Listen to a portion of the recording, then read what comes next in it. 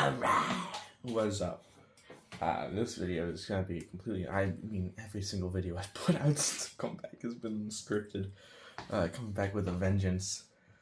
But, I've got a lot going on. This is actually my workbench, but it is completely cleared off. There's no tools, no paint, no nothing. I'm moving around a bunch of stuff, so this is going in the basement. But I figured, well, it's clean, I'm gonna take the opportunity to film this video here. This is my gauge one. Let me get all this junk out there. It's gonna be important later, but let me get it all out. My gauge one Bubblesome Truck. That's right. This ain't no wooden railway model. This ain't no HO scale. This is prop accurate. So stupid. So I'm sure you got a lot of questions. Why on God's earth the Bubblesome Truck? And hold that thought. There, just so we can have these as comparison. Here are in case no one knows what I'm talking about, which is a fair possibility. These are the Bubblesome Trucks. They were, I want to say, they're in that storybook collection thing in the TWR from Sam, Dustin, Logan. This is a part of Logan's story. Gordon gets the Bubblesome Trucks instead of the coaches. Edward was supposed to take the Bubblesome Trucks, and Gordon's like, "Oh, they didn't take it." And Logan's like, "Yeah, I did that." So that's what they are. I think they came in the set with the Gordon, Logan, the cool cars. I think either that or they were like one of those DLC things you could order. It might be the DLC things. But they're good. I don't have the load for this guy, but they're in pretty good condition. I got them in the middle of making this guy, which is funny.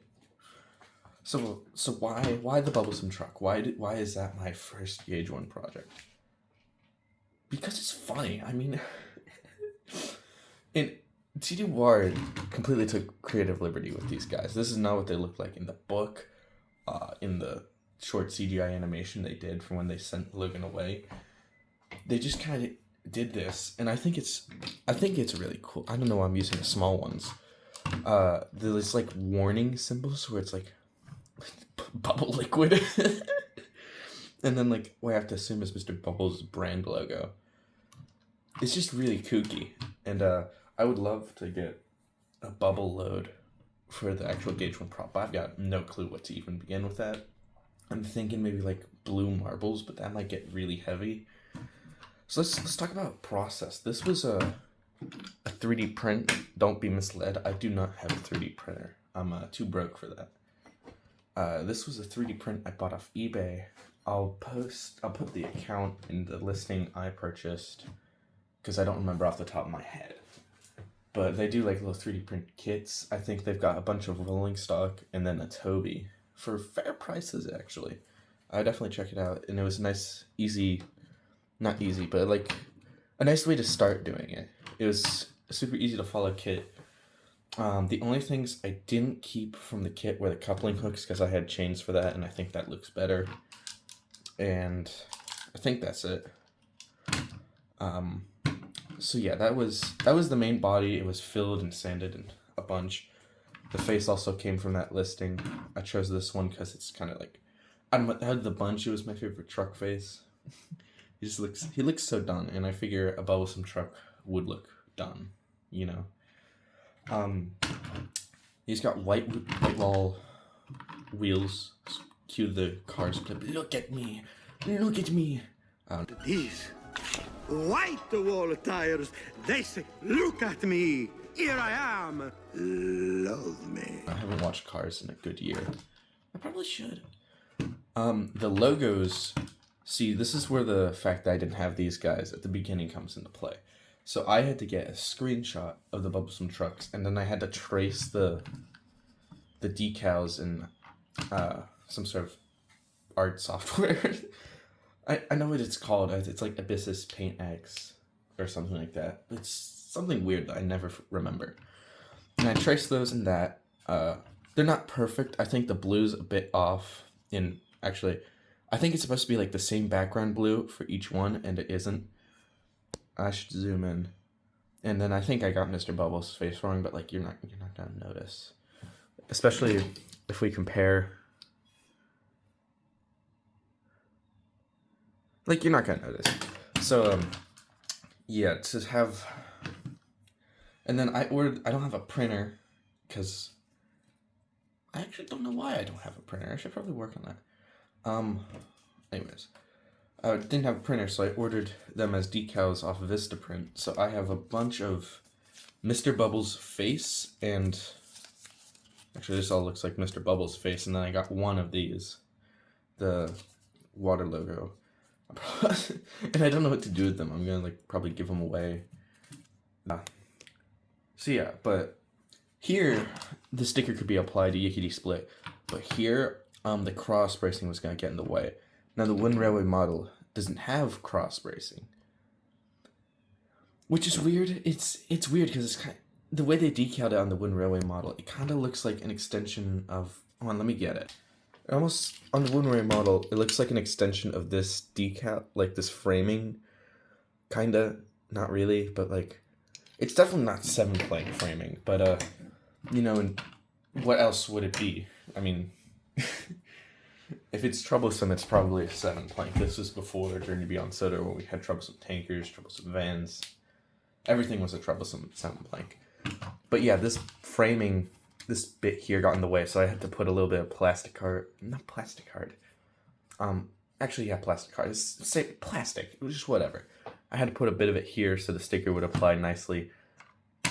Ideally, I'd probably have a water slide decal and it would just go over the framing, but I don't, so it is whatever. And I'm pretty sure they're crooked too. Yeah, this is. I should emphasize this is my first Gauge 1 project. I wish I did like a proper scripted edited video for this, but I'm busy. Again, my whole room's being reorganized. Hopefully the last unscripted video for a bit. Maybe. Just kick my camera stand. Oh well. The paint is a Rust-Oleum color. Let me see if I can get it. It is this Rust-Oleum aqua, satin aqua finish. It's fairly close to the color. I don't think it's perfect, but it's fairly close. It's a lot better than the color I had originally. And some of the behind the scenes photos I'd probably put up on screen by now. Oh yeah, so that was done. The chassis was just painted black. I would love, this is what the gunk was in here. I got a bunch of G-scale wheels from a hobby shop. They're metal and they're really nice. They're too big though, so I don't know what to do with them. I've debated like maybe I'll just cut up this chassis just so I can use them, but then it's gonna sit higher. It's not worth it. I'll just probably find proper G-scale wheels that fit.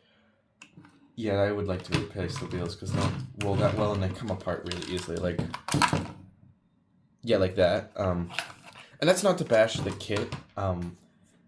Like the kit itself. Oh, I guess if I, you know what, I'll give a critique. I really don't like how the wheels work. I think their assembly is not the best it could be. But it's alright. I'll probably just get metal wheels. I don't know what to do. These guys are just loads and weights in him. When it comes to weathering, stay on there. Yeah, his face is just blue tacked. Let's actually take it off. When it comes to weathering, I used weathering powder kits. I want to do it lightly, because my thought process is this thing's carrying bubbles, right? Bubbles often associated with cleanliness, so like I don't think it'll get too dirty. And then that came into play. I was in the Northwestern Modeler Discord, and Ginger on Rails suggested water streaks. And I'm like, that's a good idea, because, you know, bubbles, on top of being associated with cleanliness, are associated with water. So I don't even think it's visible on like any camera. I think it is there.